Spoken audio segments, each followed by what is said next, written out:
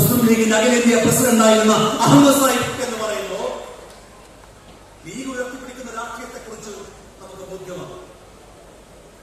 നമ്മളിപ്പോ ഇവിടെ ചർച്ച ചെയ്യുന്ന വിഷയം കാവിയണിയുന്ന നവ മാർക്സിസം, നേരുറപ്പിന്റെ അരുത രാഷ്ട്രീയം ഭരിക്കുന്ന രാജ്യ തലസ്ഥാനത്ത് വെച്ച് ഒരു അഭിമുഖം കൊടുക്കുമ്പോൾ ഒട്ടനവധി പ്രാധാന്യമുണ്ട്. എന്താ മുഖ്യമന്ത്രി പറഞ്ഞത്?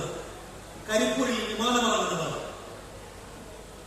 അവിടെ കൊണ്ട് ശ്രീ പിണറായി വിജയൻ നടത്തിയത്.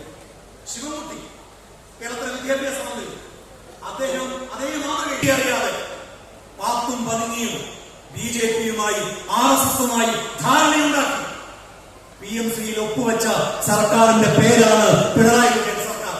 പ്രവർത്തിക്കുന്ന ET മുഹമ്മദ് ബഷീർ സാഹിബ്, ഈ നാട്ടുകാരന്റെ കൂടിയായ ബഷീർ സാഹിബ് ഈ വേദിയിലേക്ക് കടന്നു വരികയാണ്. ഞാൻ വാക്കുകൾ കൊണ്ട് തന്നെ അവസാനിച്ചു. ഇതെല്ലാം എന്താണ് ഈ BJP